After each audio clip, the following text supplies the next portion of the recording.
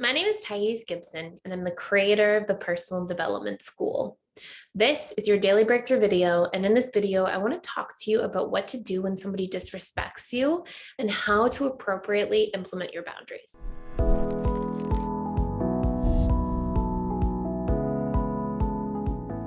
I really believe in the importance of speaking up. I truly believe that as individuals, if we don't speak up to other people when a boundary is crossed or when we feel like we've been disrespected in some way, that we end up sort of disrespecting ourselves as a consequence of not asserting ourselves in a healthy manner.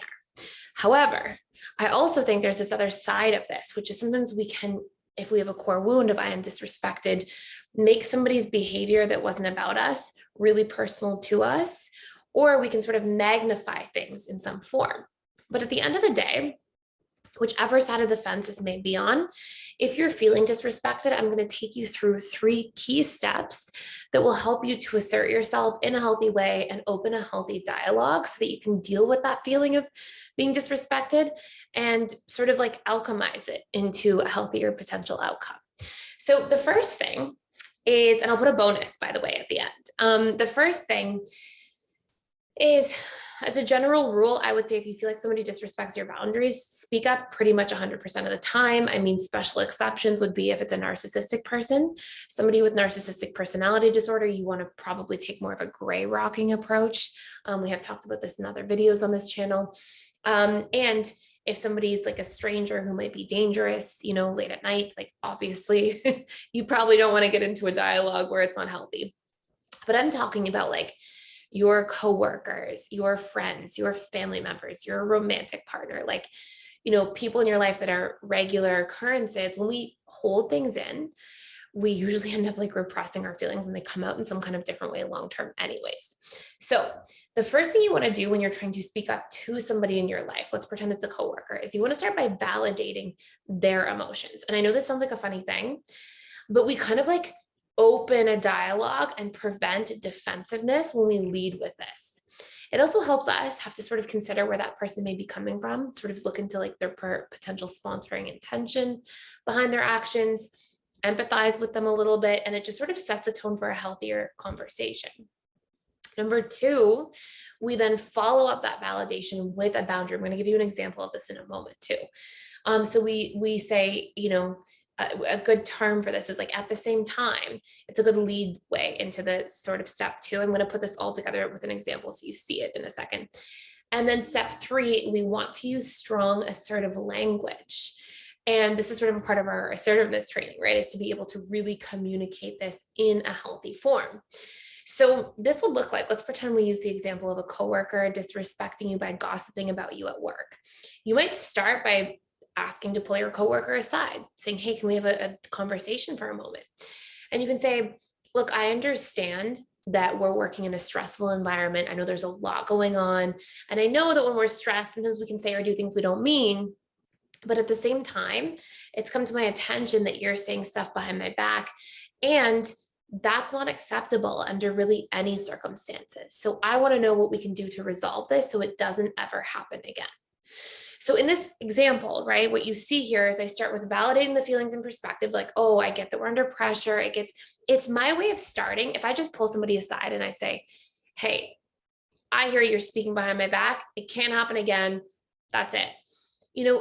That's good. Like, it's good that you're setting a boundary. It's good that you're speaking up for yourself, but it doesn't become as productive as if we lead with like some kind of empathy and validation for where somebody else is coming from. Yes, it's not easy, especially if you just found out something that frustrates you.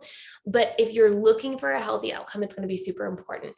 And I'm going to give you another sort of bonus tip here in a second. I also want to let you know, if you want to do a deep dive into boundary work, we have a free course you can check out for 7 days where you have access to it for 7 days for free. It's all about boundaries. It's about asserting yourself. It's about reprogramming your fears around setting boundaries.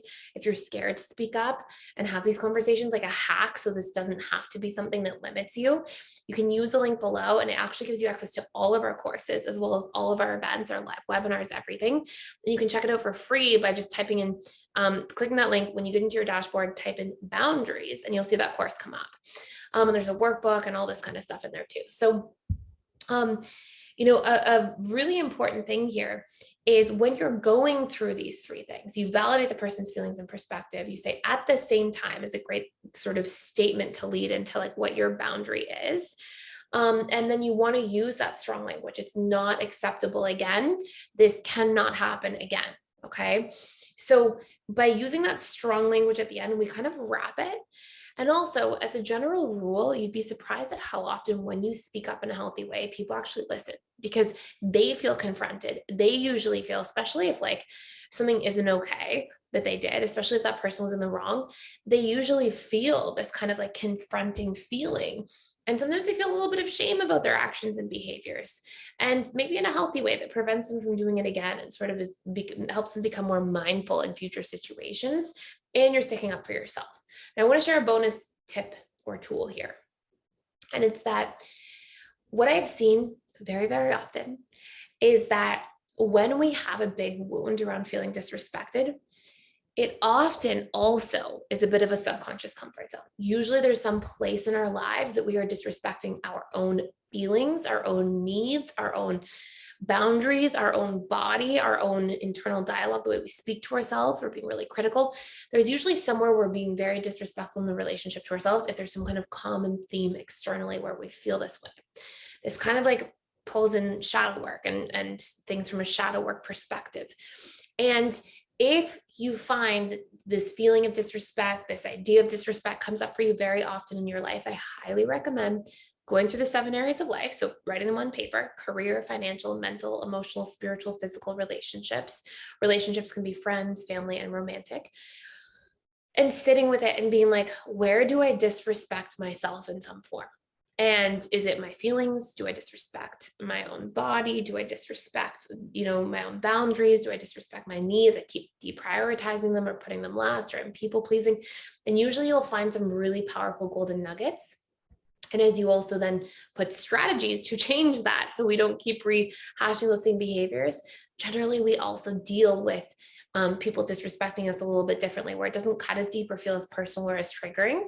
And we can still be like, hey, that's not cool, that's not okay. But we feel regulated and empowered when we set a boundary. Our natural state is not to get so triggered that we can't even communicate or we're so angry.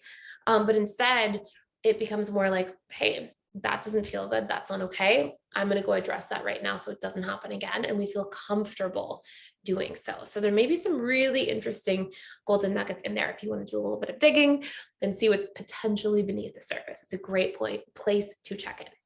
So that's it for today. Thank you so much for watching. Thank you for being here. Please like, share, and subscribe if you haven't already to this channel and you hang out here a bit. I would really appreciate it. And I will see you in the next video.